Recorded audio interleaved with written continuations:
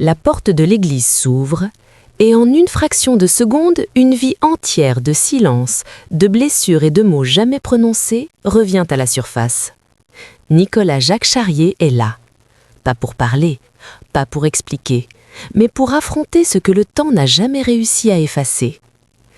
Est-il venu dire adieu à sa mère, ou simplement refermer une porte restée entr'ouverte pendant des décennies sans jamais oser la claquer ?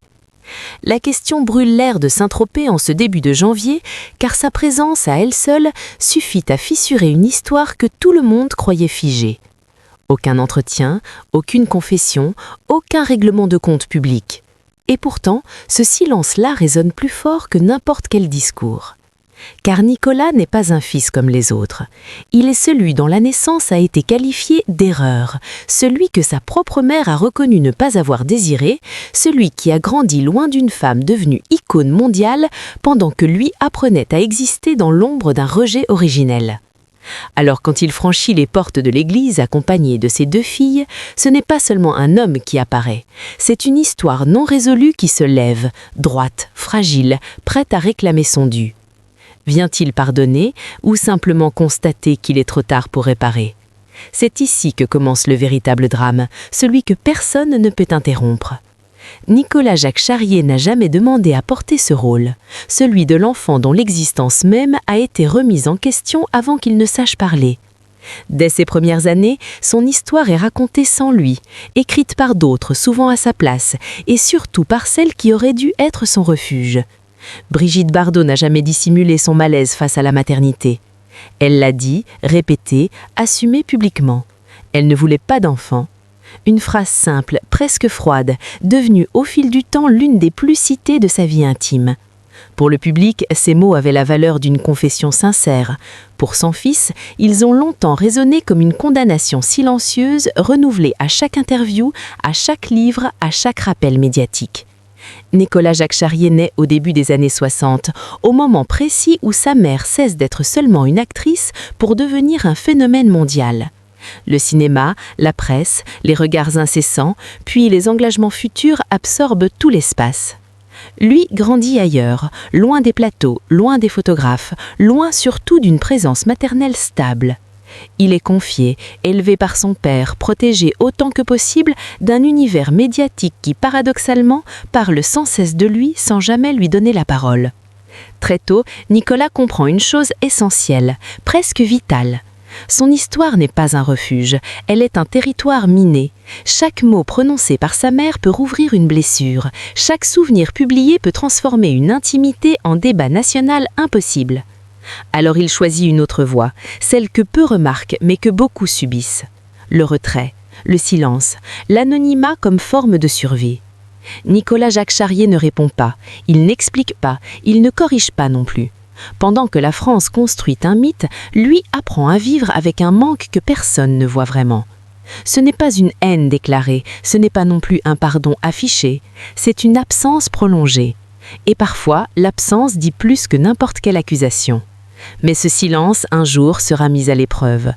Pendant longtemps, Nicolas croit qu'il suffit de se taire pour se protéger. Ne pas répondre aux journalistes, ne pas commenter les souvenirs de sa mère, laisser le passé se figer dans une version officielle qui n'est pas la sienne. Mais à la fin des années 90, ce fragile équilibre se brise. Lorsque Brigitte Bardot publie ses mémoires, le livre ne se contente pas de raconter une carrière ou des amours tumultueuses, il expose aussi une maternité rejetée, décrite sans précaution, sans filtre. Les mots sont bruts, presque cliniques. Pour certains lecteurs, ils sonnent comme une sincérité courageuse. Pour Nicolas, ils deviennent une humiliation publique impossible à ignorer. Cette fois, le silence ne suffit plus. En 1997, l'affaire éclate au grand jour. Un tribunal français est saisi. Le nom de Nicolas apparaît dans les colonnes judiciaires, non pas comme un personnage secondaire, mais comme un plaignant. Le fils attaque sa propre mère, un geste d'une violence symbolique extrême dans un pays où elle demeure une figure quasi intouchable. Ce procès n'est pas seulement juridique, il est existentiel. Pour la première fois, Nicolas refuse que son histoire intime soit confisquée. Il ne cherche pas la lumière, il réclame des limites. Le jugement tombe, la justice reconnaît un préjudice, une indemnisation est accordée. Mais ce que la loi répare sur papier ne guérit rien dans les faits. Aux yeux du public, le malaise est profond. Comment comprendre ce fils qui ose affronter une icône nationale ? Les débats s'enflamment, certains parlent d'ingratitude, d'autres, plus rares, osent enfin évoquer la violence d'une parole maternelle rendue publique sans le consentement de l'enfant concerné. Nicolas Jacques Charrier ne fait aucune déclaration, il ne se justifie pas, il laisse les juges parler pour lui. Puis il disparaît à nouveau plus loin qu'avant. Ce procès marque un point de non-retour. La relation mère-fils n'est plus seulement abîmée, elle est désormais inscrite dans les archives judiciaires, figée dans un affrontement officiel qui transforme le lien familial en dossier. À partir de là, toute réconciliation devient presque théorique. Comment revenir en arrière quand la blessure a été exposée devant tout un pays ? Comment réparer quand la douleur a changé de statut, passant de l'intime au public ? Pour Nicolas, une certitude s'impose. Sa vie devra se construire ailleurs, loin des plateaux de télévision, loin des tribunaux, loin aussi des tentatives de dialogue direct. Ce n'est pas une vengeance, c'est une forme de survie. Et c'est ainsi qu'il s'efface à nouveau, sans bruit, sans explication, comme si, après avoir parlé une seule fois par l'intermédiaire de la justice, il avait décidé que plus aucun mot ne serait nécessaire. Mais le temps, lui, n'a jamais cessé d'avancer, et un jour, malgré toutes les distances, il oblige à revenir. Et c'est là que tout bascule. Ne quittez pas la suite, car ce retour, silencieux et inattendu, va transformer à jamais le sens de cette histoire et poser une question que personne n'est prêt à affronter. Après le procès, Nicolas Jacques Charrier ne claque aucune porte, ne prononce aucune phrase définitive, mais son absence devient totale, presque irréversible. Il disparaît du paysage français comme on s'efface d'une photographie trop douloureuse à regarder, sans bruit, sans colère visible, avec cette détermination calme de ceux qui savent qu'expliquer ne sert plus à rien. Il quitte la France sans annonce, sans justification, comme si partir était la seule manière de reprendre possession de sa propre histoire. Ailleurs, son nom ne provoque aucun murmure, aucun froncement de sourcils, aucune question gênante. Ailleurs, il n'est plus le fils de, mais simplement un homme parmi d'autres. Cette distance géographique devient une barrière symbolique, une frontière invisible entre ce qu'il a subi et ce qu'il choisit enfin de construire. Peu à peu, loin des projecteurs, Nicolas se crée une vie que personne ne commente. Il fonde une famille, devient père à son tour, et dans ce rôle nouveau, une tension silencieuse l'accompagne. Comment être un parent quand on a grandi sans modèle maternel stable ? Comment aimer sans craindre de répéter ce qui a fait si mal ? Nicolas ne théorise pas, il agit. Il choisit la présence, la continuité, la discrétion. Là où son enfance fut fragmentée, il impose la stabilité. Là où il a manqué de silence protecteur, il offre à ses filles un cadre sûr, sans bruit, sans exposition inutile. Il ne parle pas de sa mère, ni pour l'attaquer, ni pour la défendre. Il la place à distance, comme un territoire qu'on respecte, mais qu'on ne traverse plus. Dans les rares articles qui évoquent son existence, le portrait est toujours le même, un homme effacé, réservé, presque invisible. Certains y voient une fuite, d'autres une forme de dignité rare, dans un monde qui transforme chaque blessure en spectacle. Nicolas ne corrige aucune interprétation. Il laisse les suppositions vivre leur propre vie, comme il l'a toujours fait. Pendant ce temps, celle dont il porte le nom continue d'occuper l'espace public. Elle parle, elle écrit, elle combat, elle s'indigne, elle fascine encore. Mais avec les années, quelque chose change subtilement. Le nom de son fils disparaît progressivement de ses prises de parole. Plus de commentaires, plus d'anecdotes, plus de tentatives d'explication. Comme si une frontière, tardive mais réelle, avait enfin été reconnue. Selon plusieurs témoignages, une promesse aurait été formulée, celle de ne plus parler de lui, de respecter ce silence qu'il avait choisi depuis si longtemps. Était-ce une forme de respect enfin accordée ou simplement l'acceptation d'un lien irrémédiablement rompu ? Personne ne peut l'affirmer. Dans cette histoire, le silence n'a jamais été neutre. Il a été une arme, une protection, parfois une punition, parfois peut-être une tentative maladroite d'apaisement. Nicolas, lui, ne confirme rien. Aucun signe public n'atteste d'une réconciliation. Pas de photos, pas de déclarations, pas de retrouvailles mises en scène, seulement une absence de conflit, ce qui dans leur histoire est déjà immense. Les années passent ainsi, sans geste spectaculaire, sans point final officiel, jusqu'à ce que la réalité impose ce que le silence ne peut plus repousser. Le temps se resserre, la fin approche, et avec elle, une question que même l'éloignement ne peut plus éviter. Que fait-on quand il ne reste plus de demain pour réparer ? Que fait-on quand tout ce qui n'a pas été dit menace de le rester pour toujours ? C'est à cet instant précis que le choix de Nicolas prend une dimension nouvelle, car malgré les distances, malgré les blessures, malgré les décennies de retrait, il décide de revenir. Pas pour parler, Pas pour expliquer, mais pour être là. Il n'y a pas d'annonce officielle, pas de communiqué, pas de préparation médiatique. La nouvelle circule comme un murmure, presque irréel. Nicolas Jacques Charrier sera présent. Après tant d'années d'absence, après tant de refus implicites, il a choisi de revenir. Ce simple fait suffit à troubler ceux qui connaissent l'histoire. Pourquoi maintenant? Pourquoi ce geste, lui qui a toujours fui l'exposition? Est-ce un pardon silencieux ou une dernière confrontation intérieure? La réponse ne viendra pas tout de suite, et c'est précisément pour cela qu'il ne faut pas détourner le regard maintenant, car ce retour, discret en apparence, va conduire à un moment où chaque geste comptera plus que 1000 mots, un moment où le silence deviendra insoutenable et où la présence d'un fils au premier rang changera à jamais la lecture de toute une vie. Si cette histoire vous retient encore, si vous sentez que quelque chose de plus profond est en train de se jouer, alors prenez un instant et abonnez-vous à la chaîne. Ici, on ne consomme pas des drames, on les traverse. Dites-moi en commentaire ce que vous auriez fait à sa place. Seriez-vous revenu après tant d'années de silence? Et surtout, ne manquez pas la suite, car ce qui va se passer lors de cette cérémonie va transformer un simple retour en un geste que personne n'avait vu venir. L'église de Saint-Tropez ne porte aucune trace de mise en scène particulière. Pourtant, l'air y est plus lourd qu'ailleurs, comme si les murs eux-mêmes retenaient leur respiration. Nicolas Jacques Charrier entre sans hésitation, accompagné de ses 2 filles, et dès cet instant, quelque chose se fige, imperceptible, mais réel. Les regards glissent vers lui, certains reconnaissent cet homme discret que le temps a marqué loin des projecteurs, d'autres ignorent son identité, mais sentent instinctivement que sa présence n'est pas anodine. Il ne cherche personne, ne s'arrête pas, ne s'excuse pas d'exister. Il avance simplement et s'assoit au premier rang. Ce choix, à lui seul, crée une tension muette. Être là devant, pas au fond, pas à l'écart.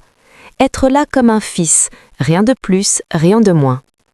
Aucun mot n'est prononcé, aucun geste spectaculaire ne vient satisfaire ceux qui attendaient une scène, une confession, un pardon public. Le drame n'est pas là où on l'imaginait. Il se joue dans les détails, dans la manière dont Nicolas écoute les hommages, dans son regard fixé non sur les caméras mais sur le cercueil, dans ce silence qu'il impose autour de lui sans jamais l'exiger. Ses filles restent proches, attentives, comme si elles comprenaient que ce moment dépasse tout ce qu'on pourrait leur expliquer. Pour elles, cette femme célébrée n'est pas une mère absente, c'est une grand-mère qu'elles n'ont jamais connue. Et pourtant elles sont là, parce que leur père l'a décidé. Les mots résonnent dans l'église, évoquant l'actrice, l'icône, la militante infatigable. L'église de Saint-Tropez ne porte aucune trace de mise en scène particulière. Pourtant, l'air y est plus lourd qu'ailleurs, comme si les murs eux-mêmes retenaient leur respiration. Nicolas Jacques Charrier entre sans hésitation, accompagné de ses 2 filles, et dès cet instant, quelque chose se fige, imperceptible, mais réel. Les regards glissent vers lui, certains reconnaissent cet homme discret que le temps a marqué loin des projecteurs, d'autres ignorent son identité, mais sentent instinctivement que sa présence n'est pas anodine. Il ne cherche personne, ne s'arrête pas, ne s'excuse pas d'exister. Il avance simplement et s'assoit au premier rang. Ce choix, à lui seul, crée une tension muette. Être là devant, pas au fond, pas à l'écart. Être là comme un fils, rien de plus, rien de moins. Aucun mot n'est prononcé, aucun geste spectaculaire ne vient satisfaire ceux qui attendaient une scène, une confession, un pardon public. Le drame n'est pas là où on l'imaginait. Il se joue dans les détails, dans la manière dont Nicolas écoute les hommages, dans son regard fixé non sur les caméras mais sur le cercueil, dans ce silence qu'il impose autour de lui sans jamais l'exiger. Ses filles restent proches, attentives, comme si elles comprenaient que ce moment dépasse tout ce qu'on pourrait leur expliquer. Pour elles, cette femme célébrée n'est pas une mère absente, c'est une grand-mère qu'elles n'ont jamais connue. Et pourtant elles sont là, parce que leur père l'a décidé. Les mots résonnent dans l'église, évoquant l'actrice, l'icône, la militante infatigable, celle qui a donné une voix aux sans-voix, quand tant d'autres se taisaient. À chaque éloge, une contradiction flotte dans l'air. Comment concilier cette générosité publique avec le silence d'un fils longtemps tenu à distance? Personne n'ose poser la question à voix haute, mais elle circule, lourde, presque douloureuse. Nicolas ne réagit pas. Pas de colère visible, pas de larmes démonstratives, seulement une gravité constante, comme si chaque phrase traversait une histoire personnelle que personne d'autre ne peut réellement comprendre.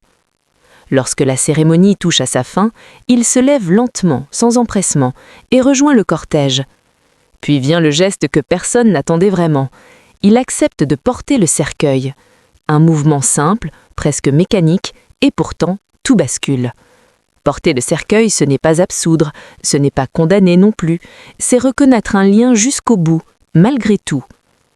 Sur le chemin du cimetière, les pas résonnent dans un silence total. Nicolas avance sans faillir, sans s'effondrer, sans se détourner.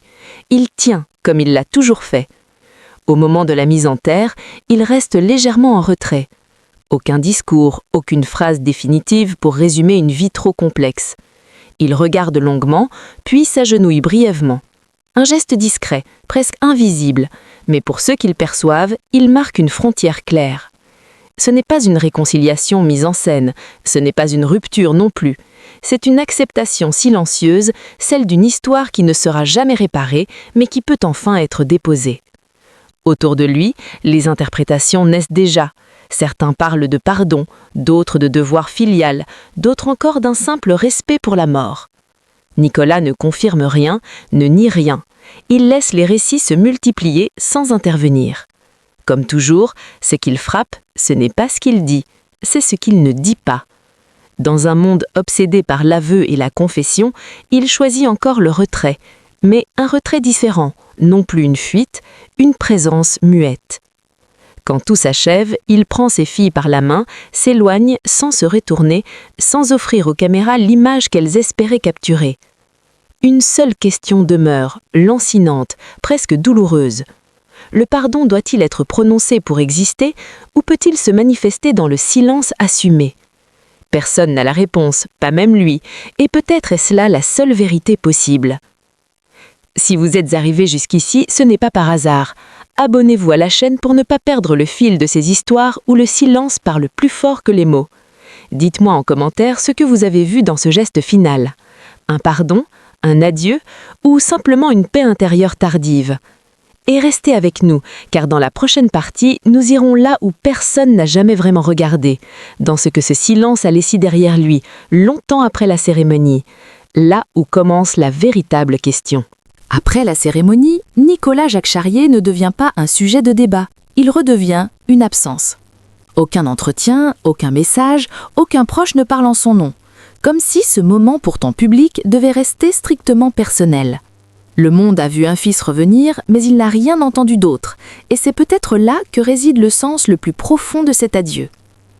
Dans cette histoire, le pardon n'a jamais été un mot simple. Trop lourd, trop attendu, trop souvent réclamé par ceux qui n'en ont jamais porté le poids. Nicolas n'a jamais dit qu'il pardonnait, mais il n'a jamais dit non plus qu'il refusait de le faire. Il a simplement choisi une autre voie, plus difficile, moins spectaculaire, celle de l'acte silencieux plutôt que de la déclaration publique.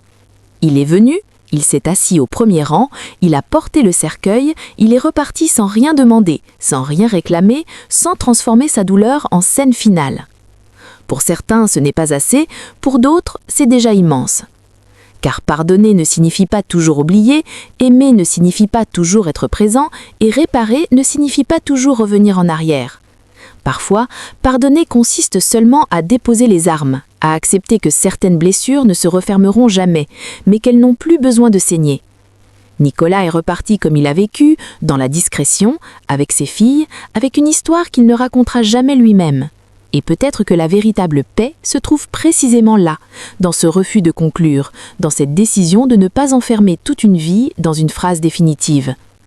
Ce silence, longtemps interprété comme une fuite ou une faiblesse, devient alors autre chose, une limite posée, une dignité conservée, une manière de dire sans mots que certaines réconciliations n'existent que dans l'acceptation, pas dans l'explication. Le reste appartient à chacun, à ce que chacun projette sur cette scène, à ce qu'elle réveille en nous. Car au fond, cette histoire ne parle pas seulement d'un fils et de sa mère, elle parle de toutes ces relations où l'amour et la douleur ont appris à cohabiter sans jamais se résoudre, de toutes ces vies où l'on avance avec des questions sans réponse et où le courage consiste parfois à ne plus en exiger. Si ce récit vous a accompagné jusqu'ici, prenez un instant pour vous abonner à la chaîne. Chaque histoire racontée ici cherche moins à juger qu'à comprendre, moins à choquer qu'à faire ressentir. Dites-moi en commentaire ce que vous retenez vraiment de ce dernier geste.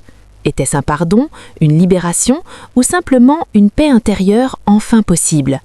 Et restez avec nous, car dans la prochaine vidéo, nous explorerons une autre histoire où le silence a tout changé, là où personne n'avait jamais pensé regarder.